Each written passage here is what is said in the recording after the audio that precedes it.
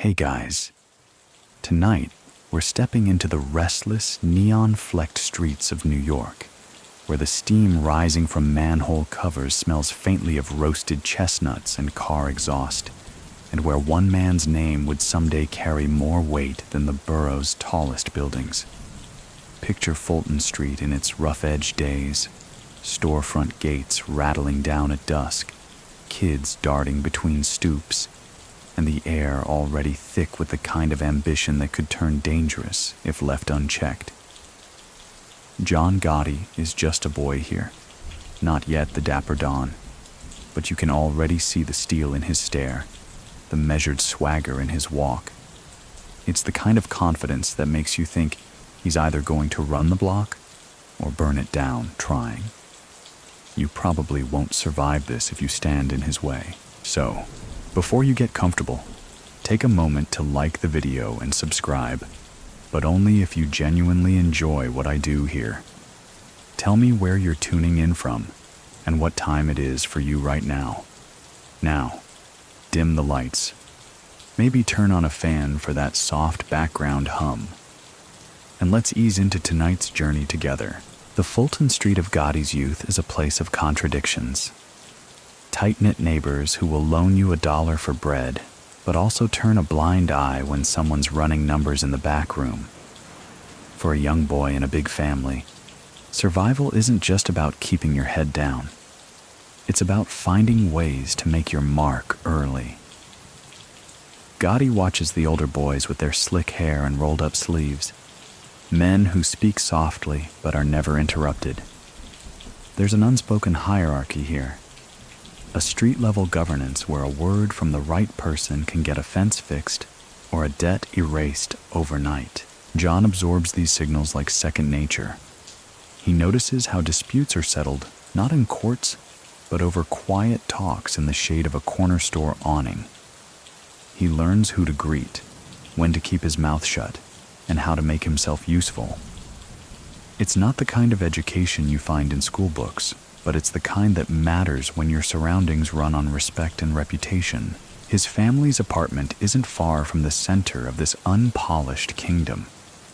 The Gotti household is loud, filled with brothers, sisters, and the smell of simple meals stretched to feed many mouths.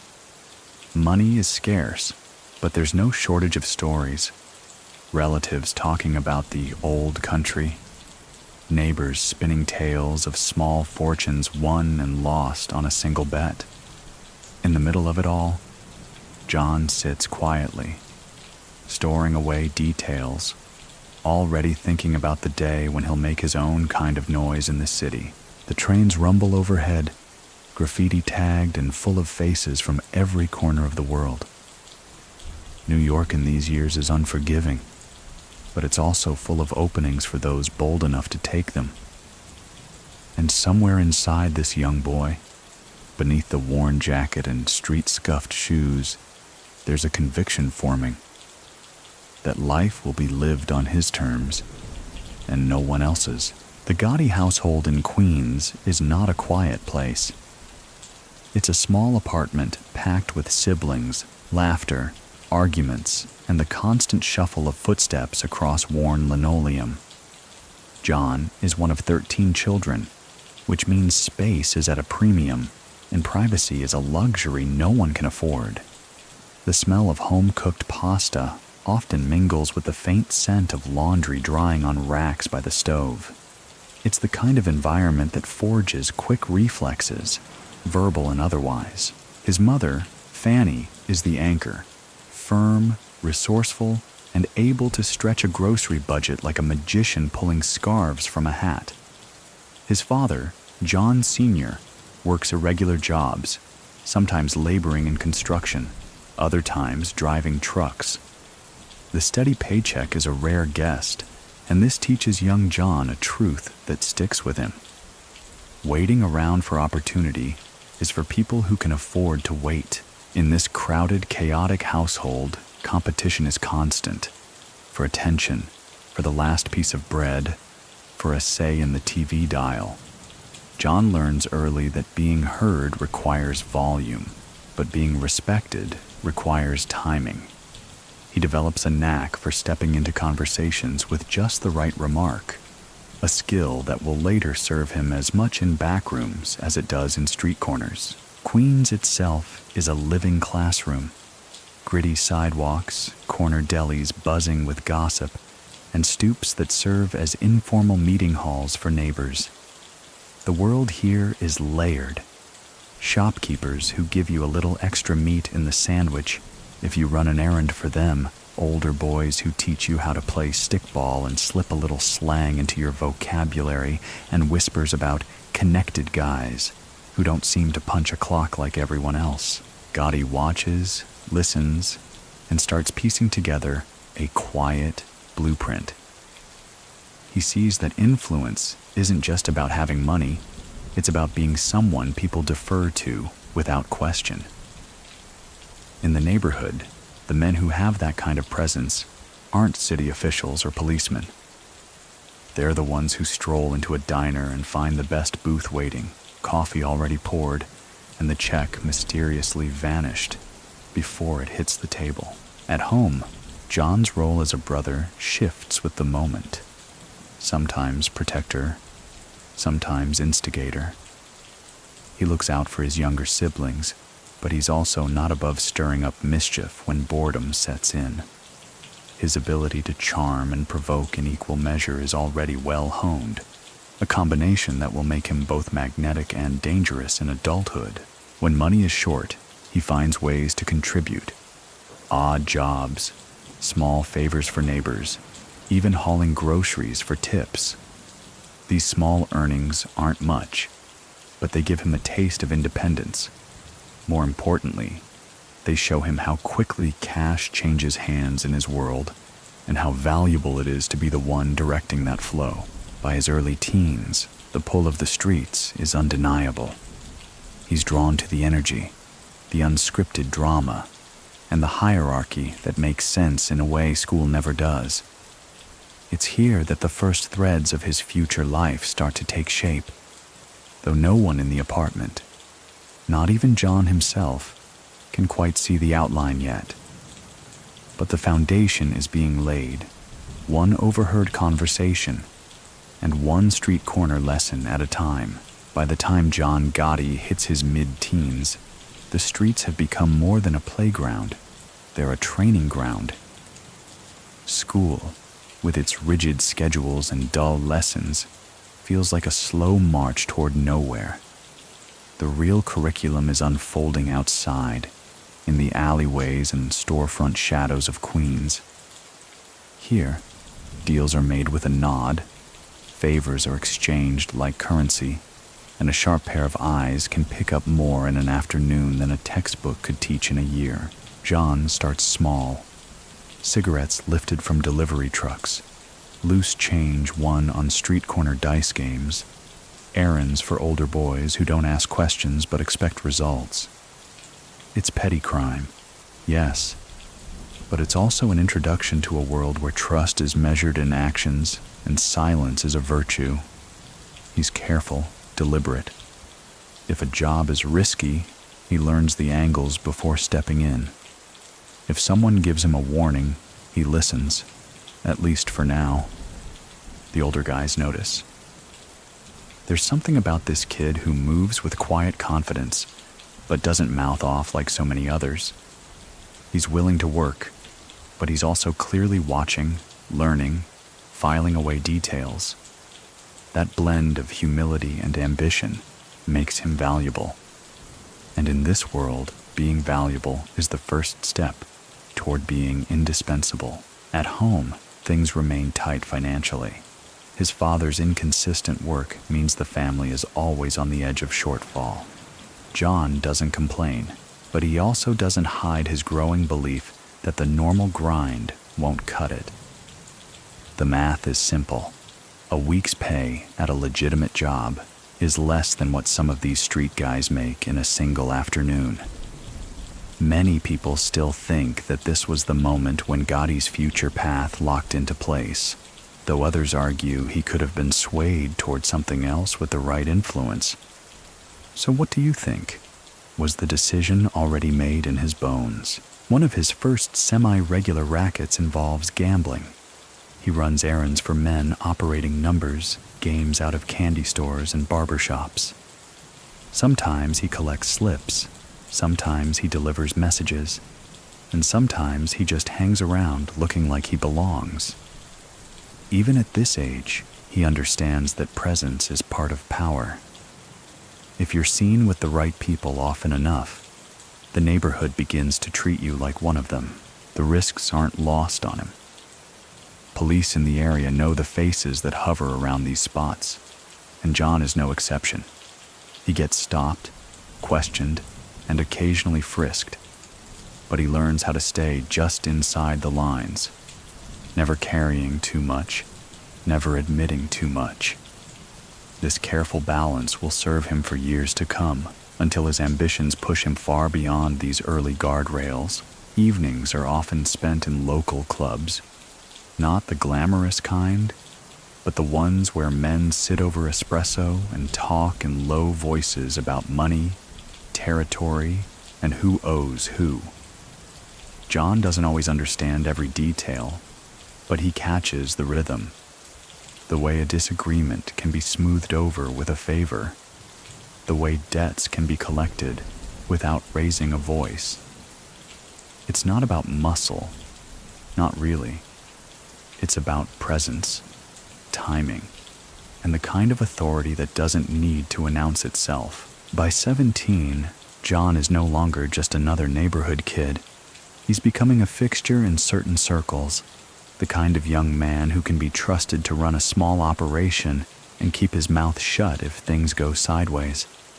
He hasn't yet stepped fully into the world of organized crime, but the door is open, and he's already leaning in. The Bergen Hunt and Fish Club sits tucked into Ozone Park like an unassuming neighborhood fixture. But for John Gotti, it's the equivalent of a university campus. This is where Carmine Fatico, a respected caporegime in the Gambino family, holds court. From the outside, it looks like a spot for old friends to gather over coffee. On the inside, it's a command post, a place where orders are given without sounding like orders, and where the weight of a man's presence can change the course of a conversation. Gotti's first encounters here are cautious. He's young, still finding his place, and aware that one wrong move could close doors before they even open. Carmine Fatico notices him, not because Gotti pushes himself forward, but because he hangs back just enough to listen. There's an art to watching without looking like you're watching, and John has already mastered it.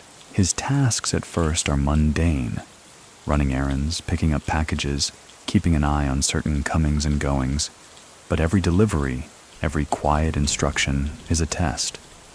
In this world, reliability is currency. One slip and you're out. Do well, and the circle tightens around you. John thrives under the pressure, never late, never careless, and never nosy enough to ask for details he doesn't need. Carmine begins to give him bigger responsibilities, shadowing certain meetings, delivering messages that can't be trusted to just anyone. Through these assignments, Gotti learns about the intricate web of Gambino operations, bookmaking, loan sharking, hijacking. It's all business, and it's all tied together by trust and fear in equal measure. Outside the club, John keeps his growing associations subtle. He still walks the neighborhood like any other local, but he's now a man who can get things done. A favor asked is a favor returned, and slowly, people start coming to him with problems. He doesn't yet have the authority to fix everything, but when he can, he does. The gratitude he earns now will become the loyalty he draws on later. He also learns the language of this world, the deliberate pauses, the indirect phrasing, the way a single glance can replace a paragraph. Fatico himself is a master of this, never raising his voice, never rushing. John studies him, noting how a man can command without ever seeming to demand. It's not about intimidation. It's about inevitability. The Bergen Club also teaches him another lesson. This life is a network, and loyalty flows both ways. If someone puts their name on you, vouching for you in front of the wrong person, you carry that weight forever. Fatico's willingness to let Gotti into his orbit is a kind of endorsement money can't buy, and John knows better than to squander it. Nights in the club stretch long. The coffee is strong, the air thick with cigarette smoke, and the talk moves from sports scores to shipment schedules without missing a beat. Sometimes, laughter rolls out onto the sidewalk. Other times, the silence inside feels heavy enough to press against the walls. John absorbs it all. These are the rhythms of power, and he's learning to match his steps to them. By now, his path is clear to anyone paying attention. He's no longer just a kid hanging around. He's an apprentice in one of the most powerful crime families in the country. And the lessons he's picking up inside the Bergen Club will follow him into every decision he makes from here on out. It's a cold night in 1968 when John Gotti first feels the sting of serious consequences. He's 24, riding high on a string of small wins, truck hijackings, shakedowns, errands for Carmine Fatico that have steadily built his reputation. But tonight, things slip. The job is supposed to be routine, intercepting a shipment from Kennedy Airport, moving it quick, and disappearing before anyone knows it's gone. Instead, flashing lights cut the dark, and the job ends in handcuffs. The arrest is a jolt, though not entirely unexpected. In this line of work, the odds catch up eventually. He's hauled into the station, the smell of stale coffee and ink from the fingerprint cards filling the air. The officers know who he is, maybe not yet the Gotti who will own the city's headlines, but a name that's been circulating in precinct chatter for months. They push for information, bait him with promises of lighter treatment. But John's silence is unwavering. He's not just keeping his mouth shut, he's reinforcing an identity. A few days in custody stretches into weeks, then months. The clank of the cell door becomes familiar, the echo of footsteps in the corridor, a daily soundtrack. It's not a place built for comfort, but Gotti treats it as another classroom. He observes how inmates carry themselves, who earns respect and who folds under pressure. Back on the outside, the Bergen Club is buzzing with the news. Carmine Fatico takes note, not of the arrest itself, but of how John handles it. In their world, a man who can serve time without talking earns something far more valuable than sympathy: credibility. Many people still think that this was the turning point, the moment Gotti went from a promising errand runner to a made man in waiting. Others argue it was simply a test he was destined to pass. When Gotti finally walks free, he's not diminished. If anything, he's sharper, more deliberate. There's a gravity to him now, a quiet reminder in the way he moves that he's seen the inside and come out unbroken. He slips back into his old haunts, not with the brashness of a man trying to reclaim lost ground, but with the calm assurance of someone who never truly lost it. His return is marked by small celebrations, cups of espresso at the Bergen, nods from men who know exactly what he's just proven. Carmine calls him in, not to congratulate him outright, but to hand him something more valuable, a larger role in the operation. No more small errands. Now Gotti is overseeing crews, coordinating shipments, making calls that carry weight beyond his own neighborhood. The arrest hasn't set him back. It's propelled him forward. His name carries more respect, his advice more weight. And somewhere in the back of his mind, John knows this is only the beginning. The city is full of locked doors, but with the right patience, He's already collecting the keys. If prison was a proving ground, the months after John Gotti's release are the reward. He's no longer just one of the Bergen crew's promising young earners. He's a man with a name that carries a certain unspoken weight. His loyalty under pressure has been noted beyond Carmine Fatico's watchful eye. Whispers about the kid from Fulton Street have begun circulating through higher levels of the Gambino family. This is when the real connection begins to form. Through Fatico's introductions, Gotti meets figures who control far more than neighborhood numbers games. Men with stakes in unions, construction, and the flow of goods through Kennedy Airport. These are not the types to be impressed by flashy talk. They measure a man by his discipline, his composure, and how well he understands that power moves quietly. One of those introductions is particularly important.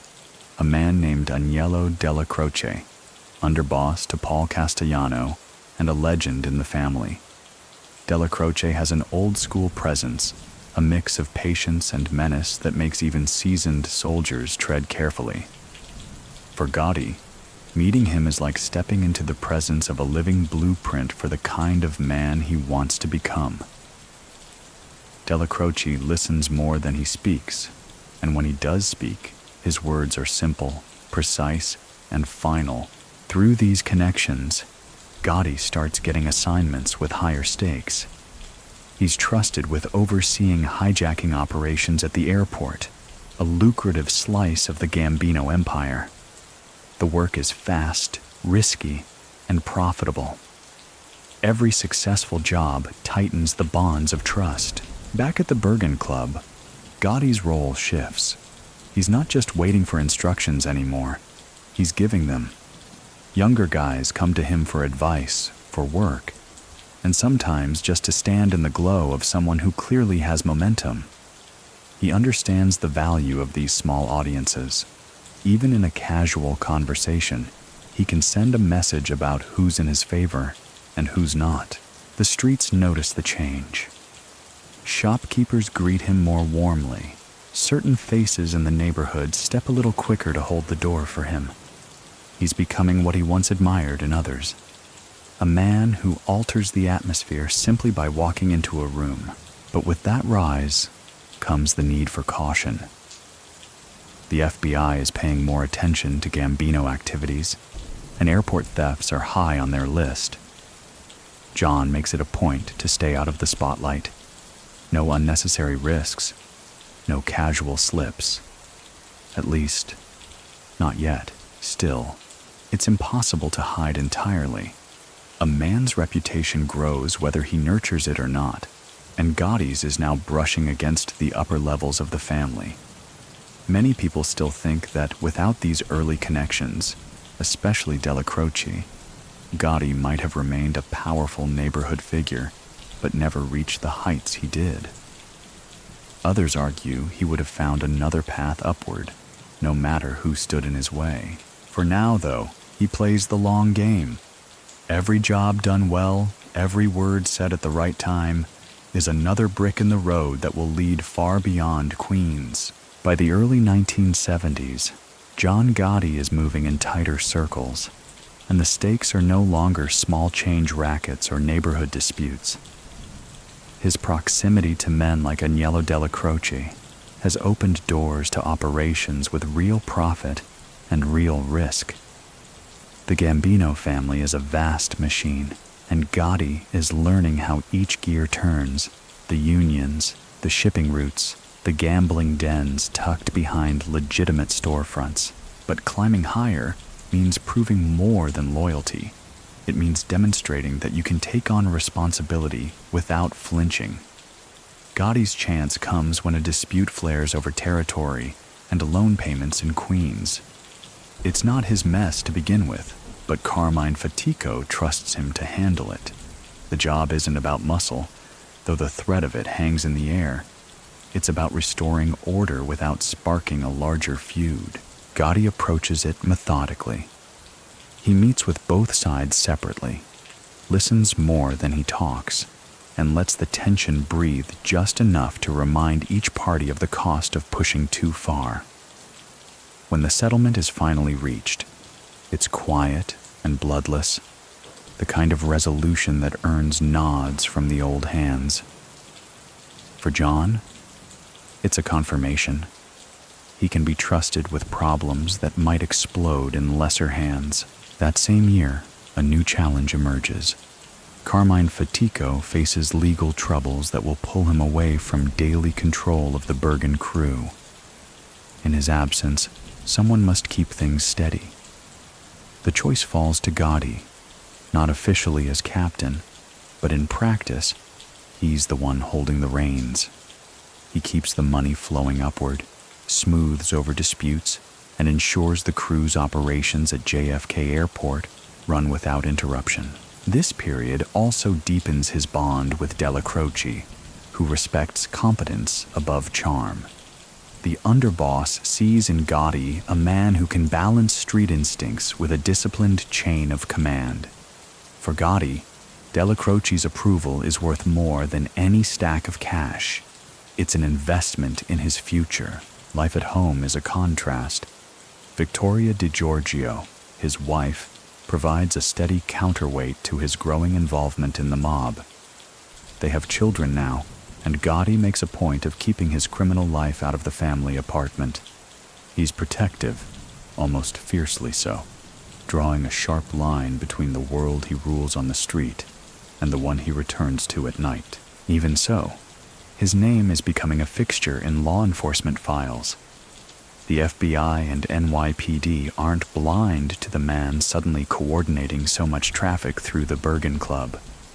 Surveillance picks up, phone lines get tapped, and plainclothes officers become regular shadows on the block. Gotti notices, of course.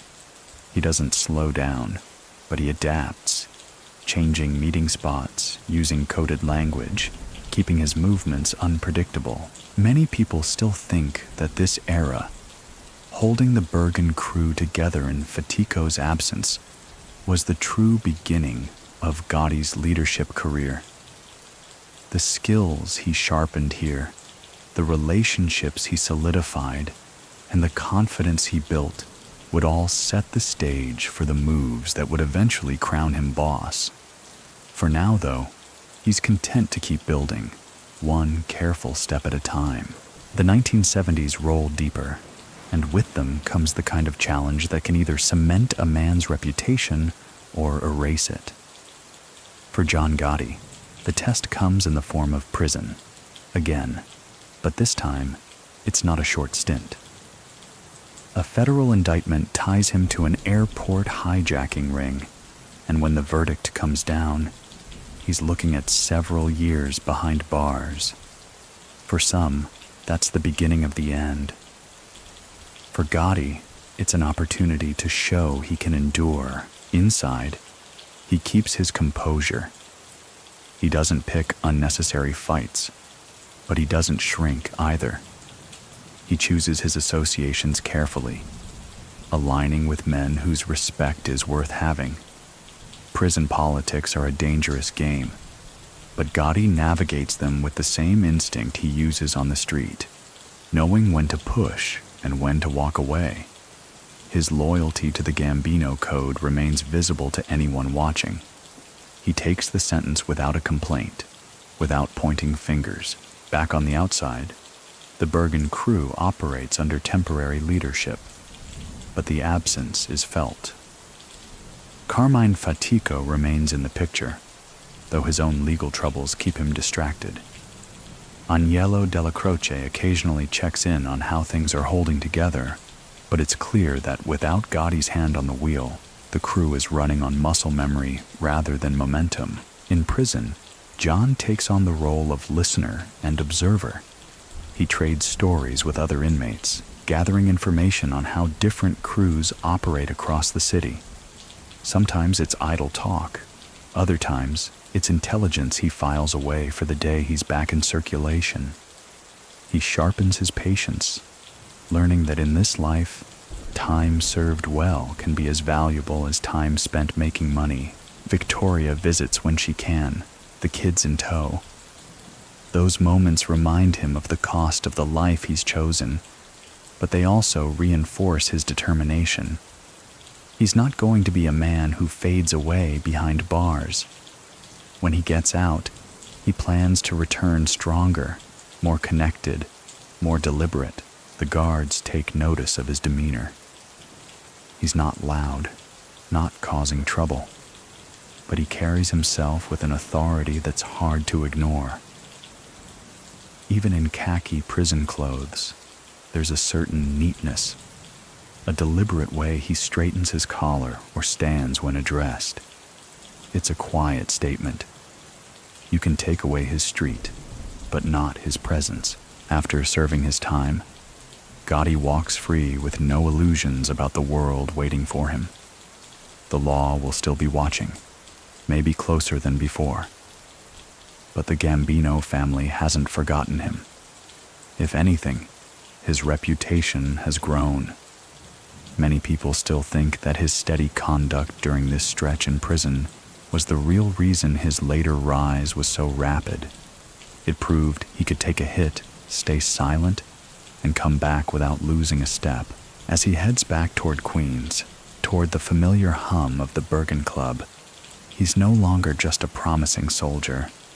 He's a survivor, one who understands the value of playing the long game, and who's now ready to re-enter it at full speed. The day John Gotti steps back into Queens, the air feels different. It's not just the cigarette smoke drifting from the Bergen Club or the rumble of the elevated trains. It's the way people look at him now. He's no longer a rising prospect. He's a proven man, someone who went away, kept his mouth shut, and returned without bitterness or weakness. In the Gambino world, that's a badge of honor you can't buy. Carmine Fatico is still dealing with his own legal entanglements, which leaves the Bergen crew in need of a steady hand. The moment Gotti walks back in, it's like slipping on a well-fitted glove. The conversations pick up where they left off. The small rackets hum back into rhythm, and the flow of money regains its smooth consistency. His leadership is quiet, but unmistakable. He doesn't need to shout to make things happen. This is also when he starts solidifying his power base in earnest. The Bergen crew becomes his unofficial command post. He surrounds himself with loyal earners, guys like Angelo Ruggiero and Gene Gotti, his younger brother, men he can trust to handle business without second-guessing him. Together, they rebuild the network of hijackings, gambling, and loan sharking operations that had been running at half speed during his absence. Gotti's approach is simple. Keep the cash flowing upward to the higher ranks and keep the neighborhood taken care of. If a shop owner needs a problem handled, it gets handled. If a family falls on hard times, there's an envelope to help them along. These gestures aren't charity. They're investments in loyalty. People who owe you gratitude are far less likely to cross you. At the same time, Gotti knows the importance of showing respect to his superiors. Agnello Della Croce remains a powerful ally, and Gotti makes sure to keep him close. Della Croce sees him as a dependable earner, someone with enough ambition to rise but not so much recklessness that he'd burn everything down in the process. Or so it seems for now. Law enforcement, of course, notices the resurgence.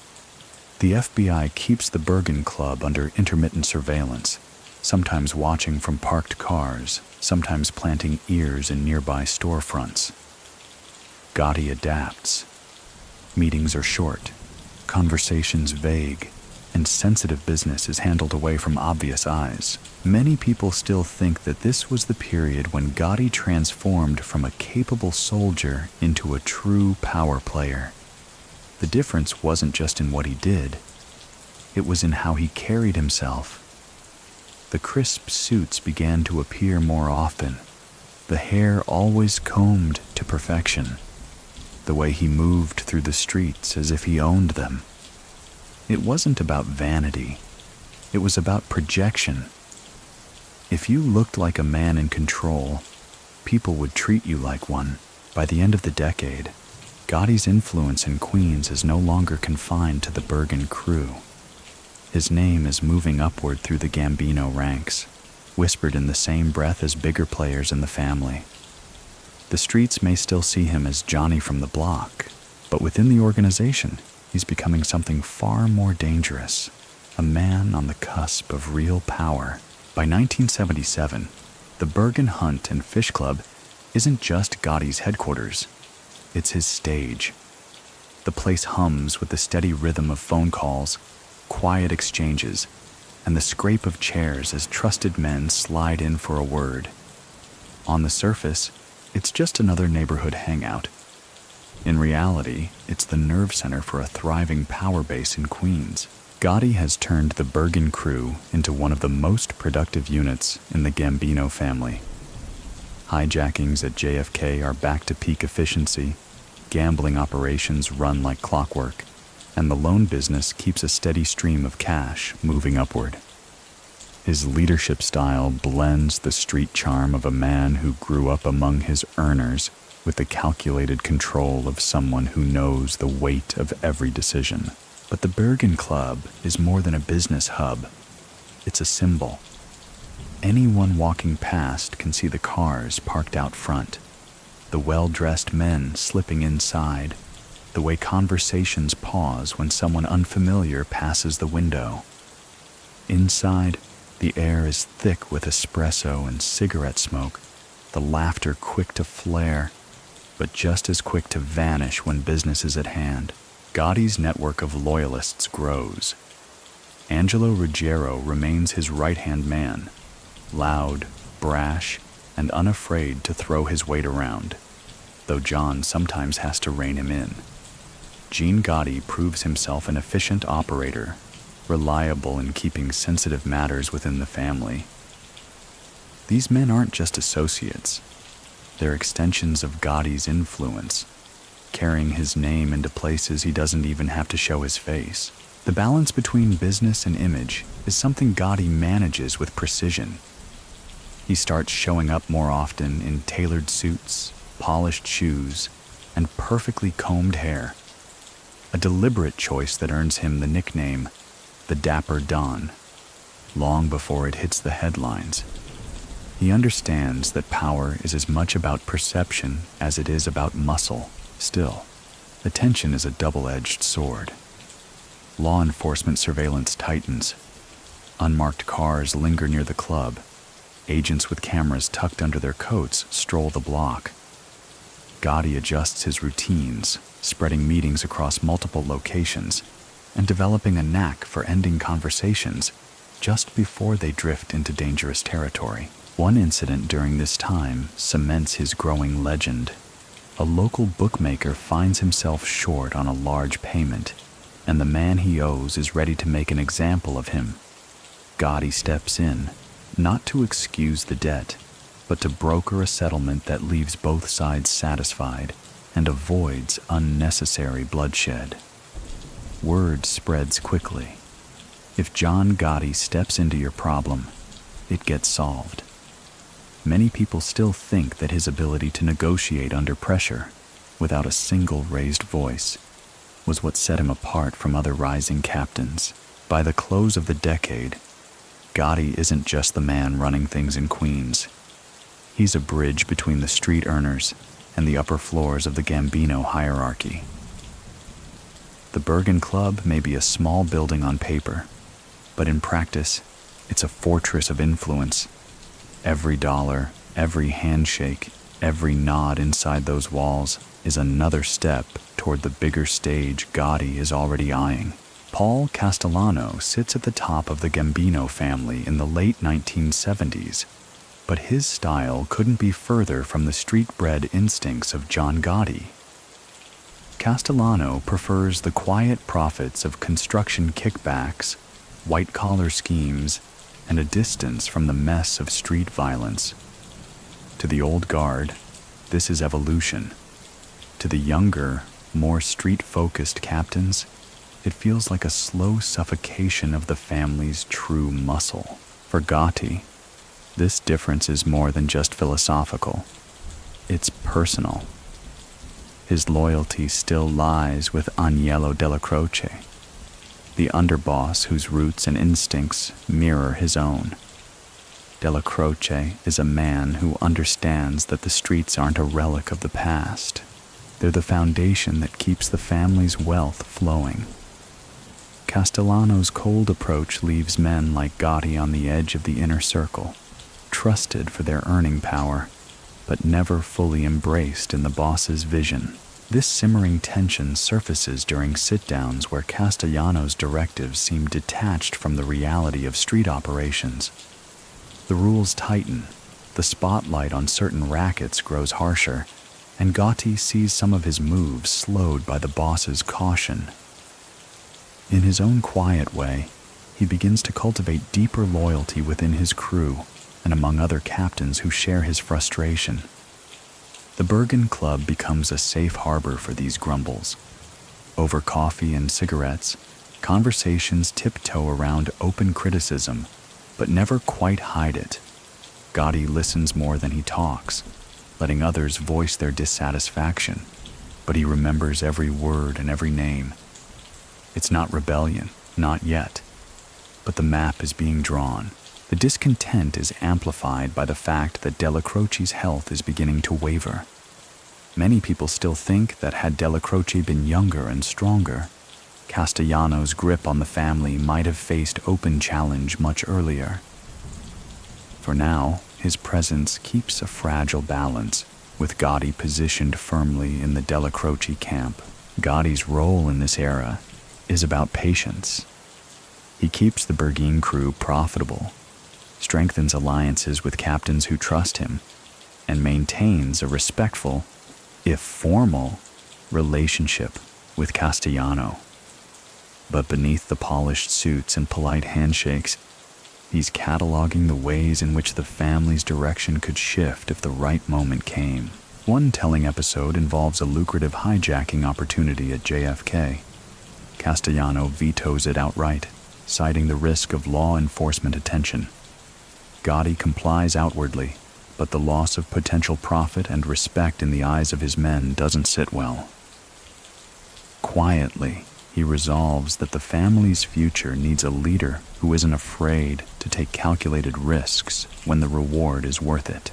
As the 1980s edge closer, the Gambino family looks solid from the outside, but the fractures inside are widening, and somewhere in the middle of those cracks stands John Gotti, watching, waiting, and preparing for the day when his brand of leadership might be called upon. The early 1980s bring sharper edges to the quiet friction between Paul Castellano and the street captains. For John Gotti, the divide is no longer just philosophical, it's practical.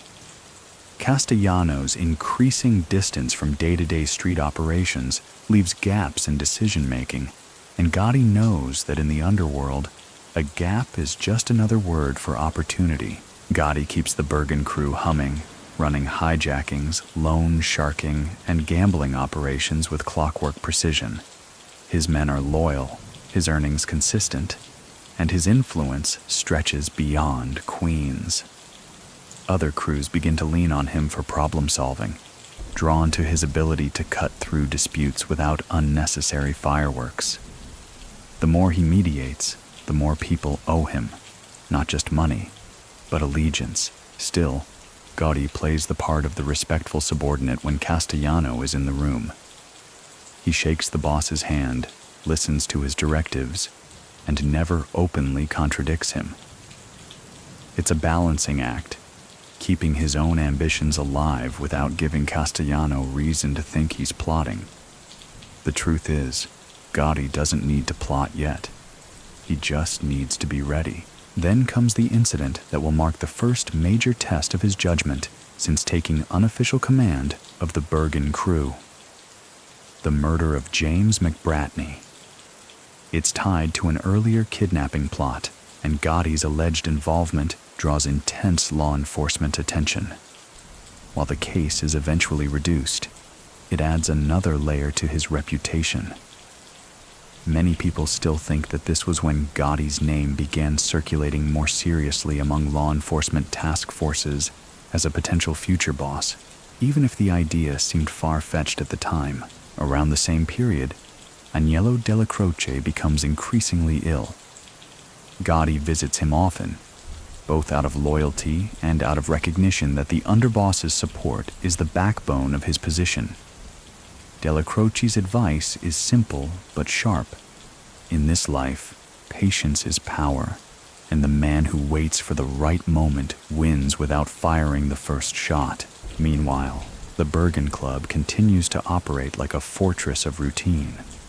Mornings start with coffee and small talk. Afternoons blend into hushed discussions over phone calls and cash counts. And nights often end with John stepping outside into the cool Queens air, scanning the street before heading home. He's not paranoid, not exactly, but he's always aware of how many eyes might be on him. The FBI's attention becomes harder to ignore. New agents cycle in, bringing fresh energy to the surveillance teams. Cars idle longer outside the club, and unfamiliar faces pop up in diners where Gotti holds meetings. He responds by rotating his meeting spots and occasionally throwing in decoy runs, doubling back to ensure he's not being followed. By 1983, the lines inside the Gambino family are becoming clear. There's the Castellano faction, rooted in white-collar rackets and cautious moves. And there's the street faction, loyal to Della Croce, and drawn to men like Gotti, who represent the old-school swagger of the family's roots. The two worlds still coexist, but everyone can feel the shift coming. By late 1983, John Gotti is firmly entrenched as one of the Gambino family's most visible street leaders. His loyalty to Agnello Della Croce is unshakable, and his reputation for decisiveness makes him a natural point of contact for anyone in the family looking to get something done quickly. But beneath the smooth surface of mob politics, pressure is building. The FBI is stepping up its campaign against organized crime. Wiretaps, surveillance vans, and undercover agents are all part of the new push. Gotti knows this, and he knows that with Della Croce's declining health, the buffer between him and Castellano's corporate-style leadership is wearing thin. For now, the old underboss still shields him, but the day is coming when that protection will be gone. In this climate, Gotti starts strengthening his alliances, meeting with captains and soldiers who share his vision for a more hands-on, profitable family. These conversations are never direct. There's no talk of overthrowing Castellano, but the shared frustration is plain. Many people still think that these subtle conversations, carried out over coffee and late-night walks, were the first threads in the web that would later support Gotti's rise to boss. Business is brisk at the Bergen Club. Hijackings at JFK remain a lucrative staple, with Gotti's crews moving goods ranging from electronics to designer clothes. Bookmaking and numbers rackets keep steady money flowing, and the loan business expands under his watch. Every dollar that passes through his hands is accounted for, both upward to the hierarchy and downward to keep the street earners motivated. But it isn't just about the money. Gotti is cultivating an image. The expensive suits are more tailored now, the hair immaculate, the walk confident without being hurried. He's crafting a public persona as someone who is both approachable and untouchable. On the street, this makes him magnetic. In law enforcement circles, it makes him a target. The tension between Castellano and the street faction deepens when the boss implements stricter rules about drug dealing. Castellano wants distance from narcotics, fearing the sentences they bring and the heat they attract. Gotti understands the risks, but he also sees the profits, and several of his close associates are already neck-deep in the trade. Publicly, he abides by the rule. Privately, he navigates the gray space where enforcement is inconsistent. By 1984, Della Croce's health is visibly failing. His voice is softer, his steps slower, but his influence over Gotti remains strong. In private conversations, he reminds John that the real battles are won by those who are ready when the unexpected happens. The advice sinks in. Gotti doesn't know exactly when the moment will come, but he knows it will, and when it does, hesitation will be fatal. For now, he keeps building. More friends, more loyalty, more control over the moving parts that make the Gambino family one of the most powerful criminal organizations in America. From the outside, it looks like steady business. From the inside, it's preparation for a storm everyone senses is on the horizon. The winter of 1985 comes with an icy wind and a shift that will change the Gambino family forever. On December 2nd, Agnello Della Croce dies after a long battle with cancer. For John Gotti, the loss is more than personal. It's the removal of the one man who stood between him and Paul Castellano's tightening grip. Della Croce had been mentor, shield, and quiet advocate, and without him, the delicate balance between the Castellano faction and the street captains collapses almost overnight. In the days following the funeral, the mood in the Bergen Club is a mix of grief and calculation. Men stop by to pay respects, but their conversations inevitably drift to what comes next. Castellano is expected to appoint someone from his own camp to fill Della Croce's position, and for many in the street faction, this feels like the final insult. Gotti listens, nods, and says little, but inside, he's measuring the angles. The final push toward open action comes just weeks later. Castellano is indicted on racketeering charges and, in a move that infuriates the street captains, skips Della Croce's wake. To Gotti and his allies, it's a sign of disrespect that can't be ignored. The absence is interpreted not just as a personal slight, but as proof that Castellano has little interest in preserving unity between the two halves of the family. Meetings start happening away from the usual haunts. Angelo Ruggiero, Sammy Gravano, and Frank DeCicco are in the mix, weighing the risks and rewards of removing Castellano. It's dangerous business. Taking down a sitting boss is an act that requires both courage and airtight planning. Many people still think that these December meetings were as much about emotion as strategy, a reaction to the insult at Della Croce's wake as much as to any long-term vision. Gotti approaches the decision with the same blend of calculation and gut instinct that's marked his career. He knows the move will draw heat from every corner, law enforcement, rival families, even from within the Gambinos if it fails. But he also knows the opportunity may never come again. With Castellano distracted by his legal troubles, the moment is as favorable as it's ever going to get. As Christmas approaches, the plan takes final shape.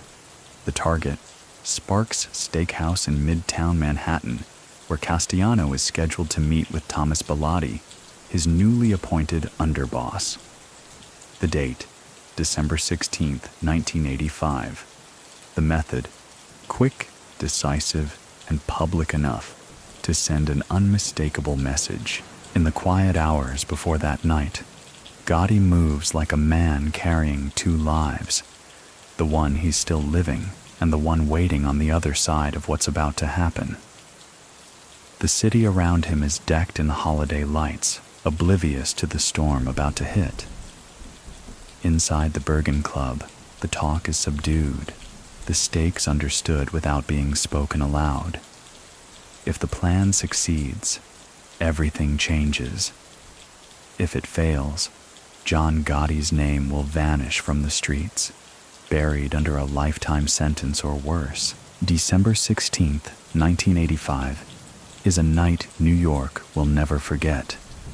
The streets of Midtown glisten under a cold drizzle, neon reflecting off wet pavement, taxis hissing past as holiday shoppers hurry by.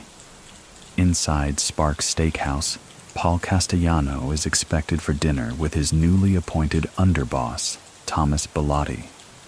Outside, men loyal to John Gotti are already in position. Gotti isn't on the sidewalk himself. He's nearby, watching from a car, his view of the entrance clear. The plan is simple in outline, but razor-sharp in timing. As Castellano's Lincoln pulls up, the hit team moves fast before bodyguards or bystanders can react. The shooters, dressed in trench coats and Russian-style fur hats, blend with the winter crowd until the moment comes. At 5:26 p.m., Castellano steps out of the car. In less than 10 seconds, the street erupts in gunfire. Castellano collapses instantly, Bellotti a heartbeat later. The hit team vanishes into the chaos as screams rise and pedestrians scatter. The whole thing is over so quickly that to some witnesses, it feels unreal, until they see the bodies cooling on the wet pavement. From his car, Gotti sees it's done. No hesitation, no loose ends. He gives the signal to leave, disappearing into Manhattan's evening traffic. By the time the first police cruisers arrive, the man who orchestrated the most daring mob hit in decades is already gone. Many people still think that this was the moment Gotti stepped fully out of the shadows, not just a powerful captain, but the man who now controlled the most powerful crime family in America. The news explodes within hours.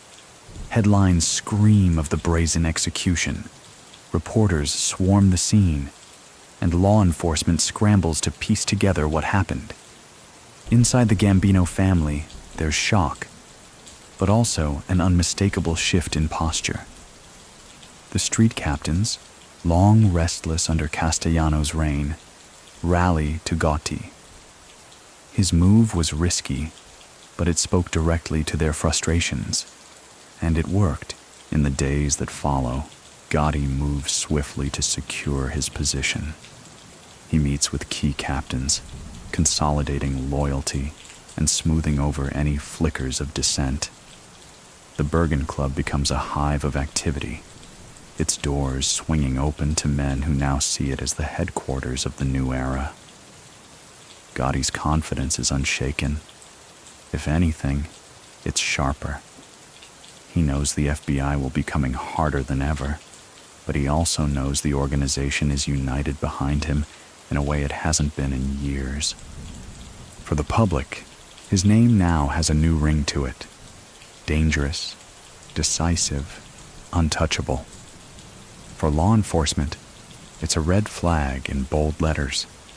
But for John Gotti, it's the beginning of the chapter he's been preparing for his entire life. The weeks after Castellano's murder unfold like a coronation in everything but ceremony. John Gotti's ascension to boss of the Gambino family is swift and decisive, the kind of transition that might have been messy under other circumstances. But the street captains know who pulled the trigger, figuratively, if not literally, and they fall in line. The man from Fulton Street now commands the most powerful organized crime family in America. From the start, Gotti's leadership style is unmistakable. He's visible, accessible to his men, and far more flamboyant than Castellano ever was. Where Castellano preferred the privacy of his Staten Island mansion, Gotti thrives in the public eye. He walks into restaurants without disguises, strolls down Mulberry Street during feast days, and exchanges greetings with neighborhood locals like an old friend. The press catches on quickly. Photos of the immaculately dressed mob boss start showing up in the tabloids, and the nickname the Dapper Don begins to stick. For Gotti, image is more than vanity, it's strategy. He understands that perception shapes power. By appearing untouchable and confident in public, he reinforces the idea that he is above fear, above the law, and above the reach of those who would challenge him. He wears $1,000 Brioni suits, carries himself with polished ease and lets the cameras see exactly what he wants them to. But behind the image, he is all business. Meetings with captains are focused and direct. He expects earnings to rise, territories to be respected, and disputes to be handled quickly. Loyalty is rewarded generously. Lavish dinners, envelopes thick with cash, and the occasional quiet favor for a family member in trouble. Disloyalty, however, has no safe harbor. The Bergen Hunt and Fish Club remains his primary base, but now its reach stretches across the 5 boroughs. Captains report in, soldiers come to pay tribute, and the club hums with the constant rhythm of a family in motion. The operations are vast: construction bid rigging, union control, high-stakes gambling, and the ever-profitable loan sharking. Law enforcement, predictably, shifts its full attention toward him. Surveillance teams park outside his hangouts, follow his car through city streets, and track his every public appearance. Gotti treats them almost like background noise, sometimes flashing a grin or tossing a wave to the agents tailing him. Many people still think that this public cat-and-mouse game was as much about taunting the feds as it was about boosting his own legend. Inside the family, his popularity is strong, though not without its grumbles. Some older members view his high profile as dangerous, inviting unnecessary attention. Gotti brushes these concerns aside. He believes that strength comes from showing strength, not hiding in the shadows. By the close of 1986, the Gambino family under John Gotti is both feared and envied. His charisma draws people in, his decisiveness keeps them in line, and his growing myth makes him as much a figure of pop culture as he is of organized crime. The city knows his name. The papers can't get enough of his face. And in the eyes of his men, their boss is untouchable. For now, if the newspapers love the Dapper Don, they practically worship the stories he gives them in the late 1980s. John Gotti understands the press as few mob bosses ever have, feeding it just enough visibility to craft an image, but never enough to hand over a confession. He steps out of courtrooms in silk ties, pausing just long enough for the cameras to catch the smile. He holds doors for ladies, tips his hat to old-timers on the street, and in doing so, turns himself into a folk character the public can't quite decide to fear or admire. But while the headlines chase his wardrobe and swagger, the business of the Gambino family remains relentless.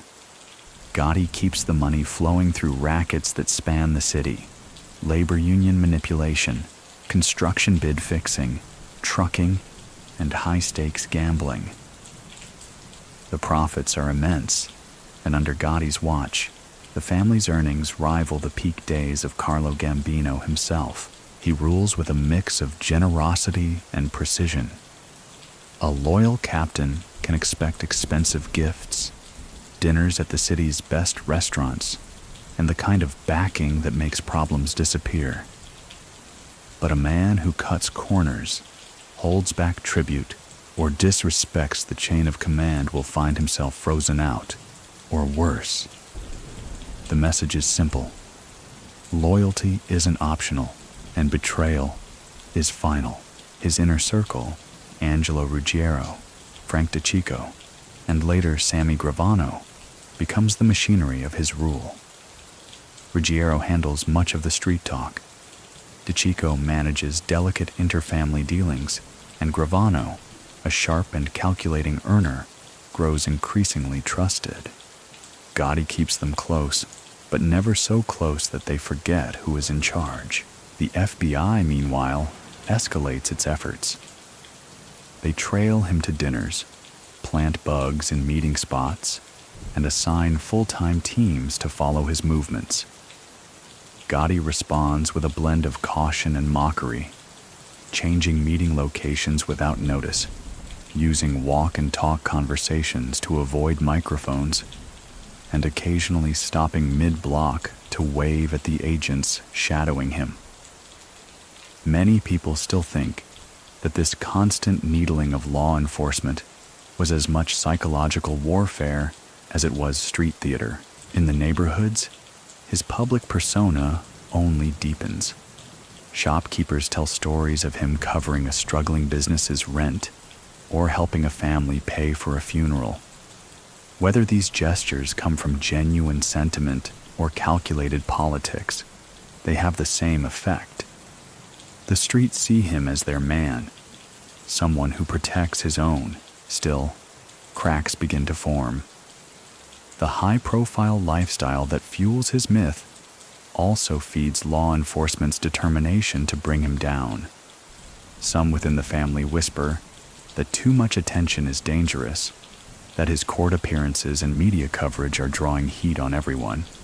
Gotti brushes it off, confident in his ability to outmaneuver both the press and the prosecutors. By the decade's close, the Dapper Don has become more than just a mob boss. He's a celebrity criminal, a man who walks a line between legend and liability. And while he thrives in the spotlight, shadows are gathering at the edges, waiting for the moment when charm and control might no longer be enough. The 1990s arrive with John Gotti still at the height of his power, but the title, the Dapper Don, soon evolves into something more potent, the Teflon Don. The nickname comes after a string of trials in which prosecutors throw everything they can at him: racketeering, conspiracy, assault, and each time he walks free. Juries fail to convict, charges collapse, and the newspapers treat every acquittal like a headline event. For the public, it becomes a kind of urban legend. Here's a man law enforcement clearly wants more than anyone else, yet nothing seems to stick. Crowds gather outside courthouses to see him exit, immaculate as always, flashing that same confident smile. Reporters shout questions, cameras pop like firecrackers, and Gotti, unfazed, glides into a waiting car. Many people still think that these public courtroom victories did as much to cement his legend as any of his moves inside the Gambino family. But the reality behind the myth is more calculated. FBI files later suggest that jury tampering and witness intimidation played a role in some of these acquittals. Gotti, of course, never admits such things, but his command over loyalty, both inside and outside the family, makes it easy to imagine. In the mob, influence isn't just about money or muscle. It's about ensuring that those who could harm you either won't or can't. Inside the Gambino family, his position is absolute. Captains report earnings without dispute. The flow of money remains strong, and disputes are settled with a word. The Bergen Hunt and Fish Club is now more than a headquarters. It's a stage where Gotti's rule is on display. Men come and go, their respect evident in every lowered voice and deferential nod. Still, the heat is relentless. The FBI is shifting strategy, pouring resources into a long-term plan to dismantle the Gambino leadership. Surveillance technology is improving, and undercover operations are becoming harder to spot. Gotti adapts, holding more meetings in motion, using noise-filled environments to mask conversations, and spreading sensitive discussions across multiple locations. His relationship with Sammy Gravano deepens during this time. Gravano proves to be not just a reliable earner, but a skilled mediator, smoothing tensions both within the family and with other organizations. Gotti values his counsel, often bringing him into discussions that reach beyond immediate business. Yet in trusting Gravano so closely, Gotti unknowingly plants the seeds of his own undoing. For now, though, the city belongs to him. The tabloids can't get enough. Hollywood screenwriters take notes. and for every federal agent who dreams of seeing him in a prison jumpsuit, there are 10 neighborhood admirers ready to cheer when he walks by. The Teflon Don seems untouchable, and Gotti is more than happy to let the world believe it. By the early 1990s, John Gotti's winning streak in the courts has turned him into a living paradox, both the most celebrated and the most hunted man in New York's criminal underworld. The public image of the Teflon Don glitters on the front pages, but inside the walls of law enforcement offices, his name is circled in red ink. The FBI isn't just chasing him anymore. They're building an entire strategy around bringing him down for good. Part of that strategy involves going after his inner circle, and Angelo Ruggiero's loud mouth becomes one of their best assets. Wiretaps on Ruggiero's home phone catch snippets of conversations that pull threads leading back to the Bergen Club. The feds aren't rushing. They're patient, letting the tape roll and the evidence pile. Inside the Gambino family, Gotti's leadership still commands respect, but small strains begin to show. His high-profile style keeps the money flowing, but it also draws heat on men who prefer the old way of doing things, quiet, shadowed, and unnoticed. Some captains begin to wonder if being close to Gotti is a shield or a target. Even Gravano, who remains his most trusted underboss, notices the tension. He's the one who often has to cool tempers, settle disputes that Gotti's attention has stirred, and make sure the family's far-reaching operations stay balanced. Gotti values him for this, seeing Gravano as a stabilizing force that allows him to keep the spotlight without losing the substance of control. The FBI's next move is to get closer, literally. They target the Ravenite Social Club in Little Italy, one of Gotti's favored spots for meetings. What Gotti doesn't know is that agents have found a way into the upstairs apartment above the club and planted listening devices. The bugs are hidden well, their placement careful enough to catch not just street chatter, but conversations between Gotti, Gravano, and other high-ranking members. Many people still think that the Ravenite bugs were the single most important break in the FBI's long pursuit of Gotti. The tapes capture not just business discussions, but the tone, the hierarchy, the moments when Gotti's charm gives way to steel-edged commands. For prosecutors, it's gold. Context that paints a picture of Gotti not as a misunderstood neighborhood benefactor, but as the calculating boss of a vast criminal enterprise. But in early 1991, Gotti is still unaware of the full scope of the surveillance. He continues to use the Ravenite, confident in his walk and talk tactics, certain that his instincts will keep him a step ahead. The public still sees the suits, the smiles, the man who beats every charge. The FBI, however, is quietly moving their pieces into place, knowing that one wrong sentence in that upstairs apartment could tip the game entirely. By mid-1991, the FBI's patience begins to pay off. The bugs in the Ravenite Social Club's upstairs apartment capture hours of conversations, mundane chatter, neighborhood gossip, but also the kinds of incriminating details prosecutors have been chasing for years. Gotti speaks freely at times, confident the upstairs is beyond the reach of prying ears. What he doesn't realize is that every word is being cataloged, transcribed, and prepared for the day it will be played in open court. On the street, his image is unchanged. He still strolls Mulberry Street during feast days, greeting locals like an elected mayor. The papers still print full-page spreads of him stepping out of limousines in immaculate overcoats. Many people still think that this period marked the height of his untouchable myth, feds circling, yet unable to close in.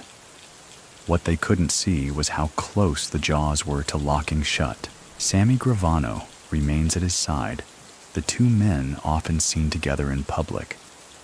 Their partnership is both business and theater. Gravano's calm, deliberate presence offsetting Gotti's high-profile charisma.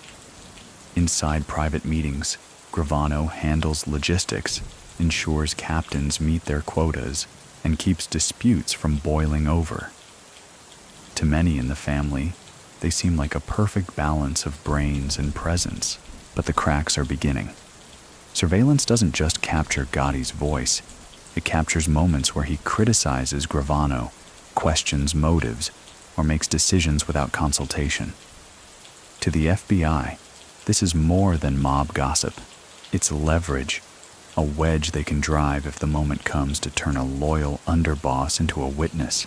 Meanwhile, Gotti is fighting smaller legal battles, each one a warm-up for what's coming. He wins some, loses others, but nothing yet threatens his seat at the top.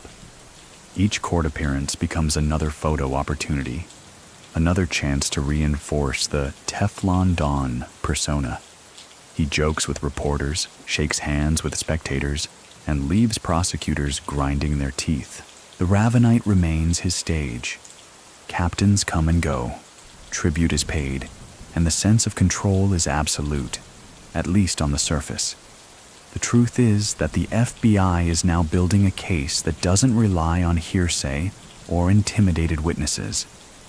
This time, they have his voice. This time, they have context. This time, they believe Teflon might finally melt. By late 1991, the FBI's net is nearly complete. Months of recordings from the Ravenite Social Club have built a narrative they can present to a jury, one in which John Gotti is not just a figurehead, but an active, decisive boss, directing the Gambino family's affairs. The conversations are laced with orders, profit discussions, and blunt talk about rivals. What might have once been chalked up to rumor now sits on magnetic tape, ready to be replayed in a courtroom. Inside the family, Gotti still moves like a man untouched by fate. He hosts meetings, settles disputes, and ensures the money flows upward. The Bergen Club in Queens hums as always, and Little Italy remains his public stage. To most captains and soldiers, business is stable. Yet, in the tighter circles, there are whispers about the surveillance. Someone mentions seeing unfamiliar faces hanging around the block too often. Others joke that the walls at the Ravenite have ears. No one knows how literal that is. Sammy Gravano is still in the inner circle, but the tension is real. The FBI recordings have captured moments where Gotti criticizes Gravano's judgment, talks about decisions without looping him in, and frames certain events in ways that shift blame. Gravano doesn't hear these words yet, but if he did, they would cut deep. Many people still think that these tapes, more than any single police operation, were the fuse that would later ignite Gravano's betrayal. In November, the FBI decides it's time. On December 11th, 1990, in a move planned for months, agents swarm the Ravenite. Gotti, Gravano, and consigliere Frank Locascio are arrested in a coordinated sweep. The street outside fills with reporters almost instantly, cameras flashing as the Teflon Don is led away in handcuffs. His expression is calm, almost amused, as if the whole thing is an inconvenience rather than a turning point. The charges are serious: murder, racketeering, loan sharking, illegal gambling, and conspiracy. Federal prosecutors have been embarrassed by him before, but this time they have something different. Hours of his own voice, detailing the mechanics of power in America's most notorious crime family. Back in custody, Gotti plays the part of the unshaken boss. He sends word to keep business moving, reassures key allies, and maintains his public image through carefully crafted statements. But privately, even he knows this case is different. The recordings aren't speculation or secondhand accounts. They are him, in his own cadence, in his own words. And when played in court, they'll carry a weight that no cross-examination can erase. The trial of United States versus John Gotti begins in January 1992. And from the moment jury selection starts, it's clear this isn't going to be like the others. Prosecutors walk in armed with something they've never had before. Dozens of hours of Gotti's own voice captured in the upstairs apartment at the Ravenite Social Club. Gone are the days when they had to rely on shaky witnesses or circumstantial links. Now they have recordings of the boss himself discussing murders, business disputes, and the chain of command inside the Gambino family. The courtroom is a theater, and Gotti knows how to work the stage. He arrives in tailored suits, his hair perfectly combed, flashing smiles at reporters. Jurors see a man who carries himself more like a celebrity than a defendant. But once the tapes begin to play, the mood shifts. The jury hears his tone harden as he talks about discipline, about making examples, about the price of disloyalty. There's no spin that can soften those words. Then comes the prosecution's most unexpected move. Sammy Gravano flips. In a decision that shocks the underworld, Gravano agrees to testify against Gotti in exchange for a reduced sentence. Many people still think that it was the tapes, particularly the ones where Gotti criticized Gravano and shifted blame, that pushed the underboss over the edge. To Gravano, it was betrayal in private dressed as loyalty in public. When Gravano takes the stand, he becomes the government's star witness. Calm and detailed, he walks the jury through the structure of the Gambino family, Gotti's role in Castellano's murder, and the business dealings that kept the empire running. His testimony dovetails with the tapes, giving context that transforms stray comments into a damning storyline. Gotti listens, expression unreadable, as his underboss dismantles the image of untouchability he's cultivated for years. The defense works hard to paint Gravano as a self-serving traitor, but the combination of insider testimony and direct recordings is powerful. Even Gotti's legendary courtroom charisma can't erase the impact. Outside, crowds still gather. Some chant his name, others jeer, and the media laps up every moment.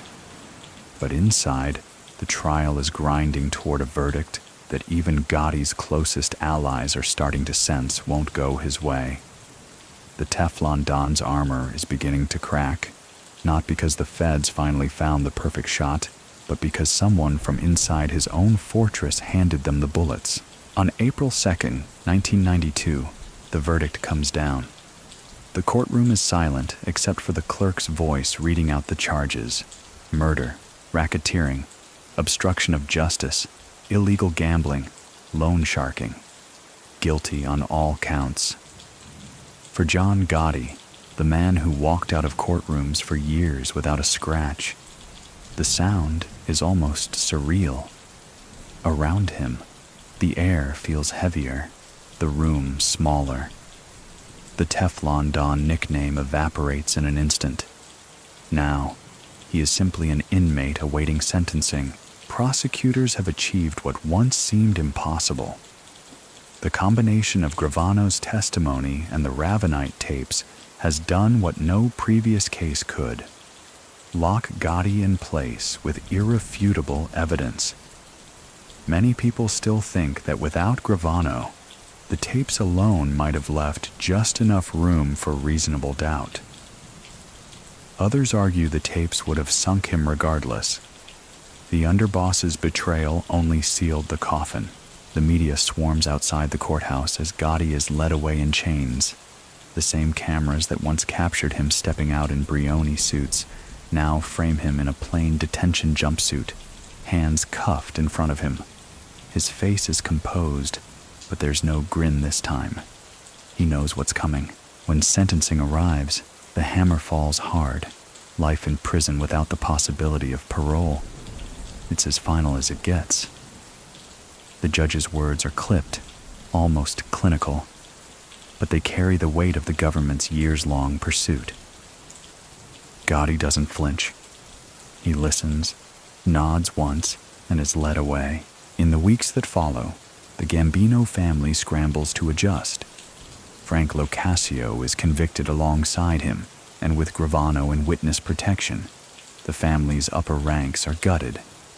On the street, there's shock, but also resignation. No one can beat the odds forever, and if it could happen to Gotti, it could happen to anyone. The Bergen Hunt and Fish Club closes quietly, its era as the heart of Gotti's operation ending not with a grand finale, but with the slow fade of locked doors and shuttered windows. The Ravenite, too, becomes a relic. Its upstairs apartment no longer a command center, but a reminder of how even the most carefully guarded rooms can be breached. For Gotti, the next chapter begins not in the streets of New York, but in the controlled, suffocating corridors of a federal penitentiary. He is no longer the Dapper Don or the Teflon Don, just inmate number 18261-053. But even behind bars, his presence will continue to shape the Gambino family, and his name will remain a currency in the underworld for years to come. The gates of the United States Penitentiary at Marion, Illinois, close behind John Gotti, with a final metallic echo. Known for housing some of the country's most dangerous inmates, Marion is no ordinary prison. It's a place of near total isolation, designed to break the will of men who once commanded empires. For Gotti, it's a world stripped of his tailored suits, his public swagger, and the constant hum of deference that followed him on the streets of New York. His cell is small, the walls bare except for what he's allowed to keep. A few family photos, legal papers, and the occasional book. Days are monotonous, meals at fixed hours, exercise in a cage-like yard, and minimal contact with other inmates. Yet even here, Gotti carries himself like a man who still holds a seat at the table. Guards notice his posture, the way he greets them with a nod, never hunched or beaten down. It's not bravado, it's discipline, the same kind that carried him through earlier stretches behind bars. Communication with the outside world is limited, but not non-existent. Letters pass through, heavily monitored. Visits from family are rare but meaningful. Victoria comes when she can, bringing news of their children and the occasional update about the Gambino family's shifting leadership. Gotti listens intently, filing away details, offering advice where he can. Even if his reach is diminished, he refuses to be irrelevant. Inside Marion, he earns a mix of respect and curiosity from other inmates. Some know him only from the newspapers. Others crossed paths with him in the life. He avoids unnecessary entanglements, keeping his circle small, just as he did on the streets when stakes were high. Many people still think that Gotti's time in Marion hardened his resolve rather than softened it. He never showed signs of regret in public, never hinted that the life he chose had been the wrong one. Privately, though, the reality of a life sentence weighs heavier than he lets on.